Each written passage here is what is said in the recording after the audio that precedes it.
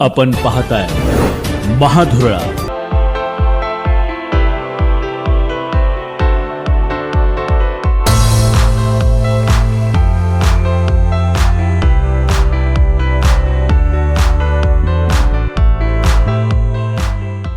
नमस्कार. महाधुरळा यूट्यूब चॅनलमध्ये मी गुरु बाळमाळे आपल्या सर्वांचं मनापासून स्वागत करतोय. आता राज्यातल्या जिल्हा परिषदांच्या दृष्टीनं अतिशय महत्त्वाची, कारण जिल्हा परिषद नव्हे तर काही इच्छुकांच्या दृष्टीनं ज्यांना निवडणूक लढवता आली नाही, ज्यांनी पाठिंबा दिला, ज्यांनी ताकद दाखवली, या सगळ्यांसाठी आता अतिशय आनंदाची बातमी आहे की त्यांना आता स्वीकृत सदस्य होता येणार आहे.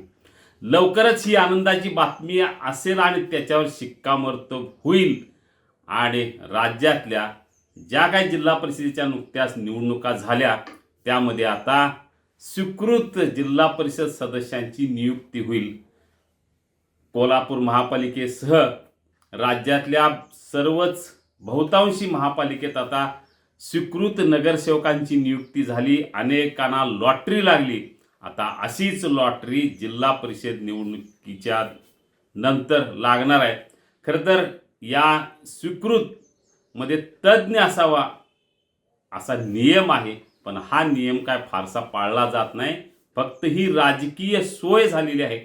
महापालिकेत अनेकांची राजकीय सोय झाली. आता तशीच सोय जिल्हा परिषदेत होणार हे नक्की आहे, कारण प्रत्येक 10 सदस्यामागे एक जिल्हा परिषदेचा स्वीकृत सदस्य आणि प्रत्येक 5 पंचायत समितीच्या मागे एक पंचायत समिती सदस्य आता स्वीकृत म्हणून नियुक्त केला जाणार आहे. त्याची प्रक्रिया सुरू झालेली आहे.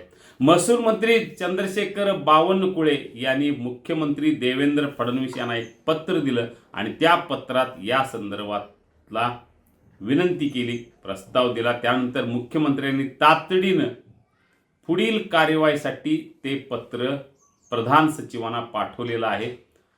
पुढील कार्यवाही करावी असा आदेश त्या पत्रावर दिल्यामुळं लवकरात लवकर या संदर्भातली प्रक्रिया, कायदेशीर प्रक्रिया सुरू होईल. कारण मुख्यमंत्री जर सकारात्मक असतील आणि राज्याच्या महसूल मंत्र्यांनी जर प्रस्ताव दिला असेल तर तो निर्णय व्हायला फारसा वेळ लागणार नाही, कारण याला विरोध कुणाचा होणार नाही, कारण संधी मिळणार आहे अनेकांना.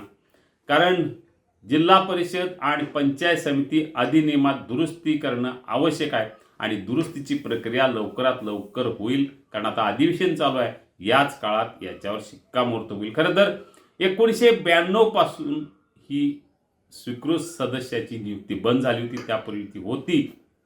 म्हणजे साधारणतः 34 वर्षानंतर पुन्हा एकदा स्वीकृत सदस्याची लॉटरी लागणार आहे. अनेकांना ही लॉटरी लागणार आहे. कोल्हापुरात 68 सदस्य आहेत, त्यामुळं कोल्हापुरात 6 सदस्य निश्चितपणे होतील. सांगलीत सुद्धा 6 सदस्य होतील.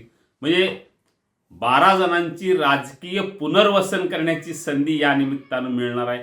कोल्हापुरात राष्ट्रवादीचे 2 होतील, सांगलीत राष्ट्रवादीचे 2 होतील, भाजपचा असेल, काँग्रेसचा पण असेल, शिवसेनेचा असेल. म्हणजे ज्या प्रमुख 4 पक्षांना, जे महायुतीतले 3 आणि महाविकास आघाडीतले 2, म्हणजे काँग्रेस आणि राष्ट्रवादी शरद पवार गट सांगलीत, त्यामुळे अनेकांना ही पुनर्वसनाची संधी मिळणार असल्यामुळं काहींची नाराजी दूर करण्याची संधी मिळणार आहे.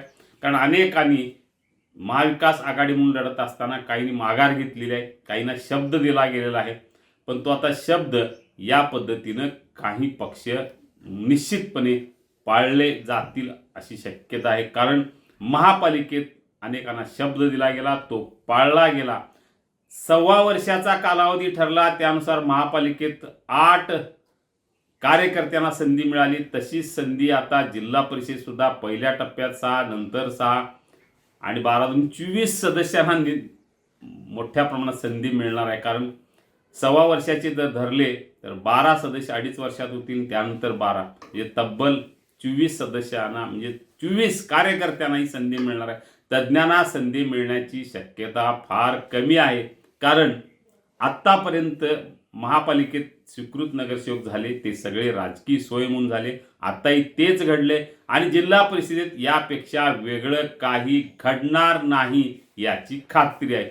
अगदीच एखादा तज्ज्ञ घ्यायचा ठरलं तर घेतील, पण सध्याच्या राजकीय परिस्थितीत वाटत नाही की तज्ज्ञांना संधी मिळेल.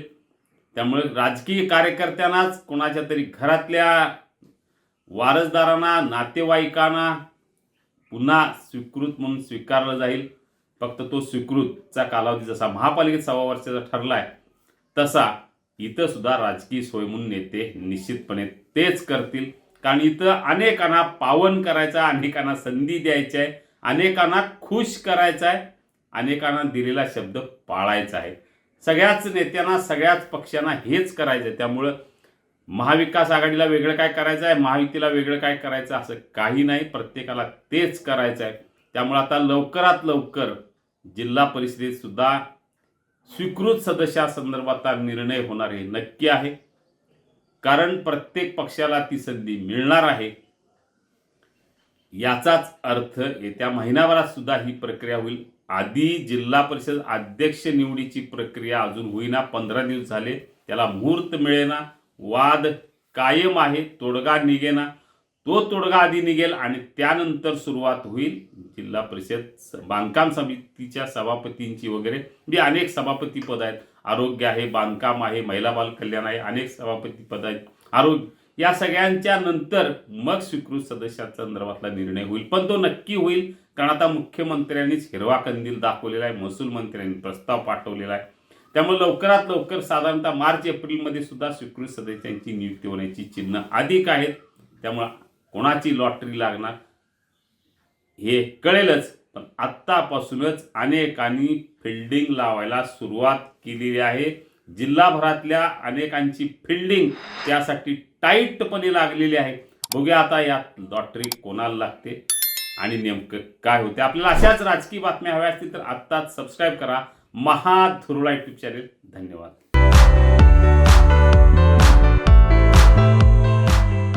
हे आहे गोकुळचं श्रीखंड. अगदी जिभेवर रेंगाळणारं. जिभेवरच नाही तर मनावरही रेंगाळणार. गोकुळ श्रीखंड, मनावर रेंगाळणारं.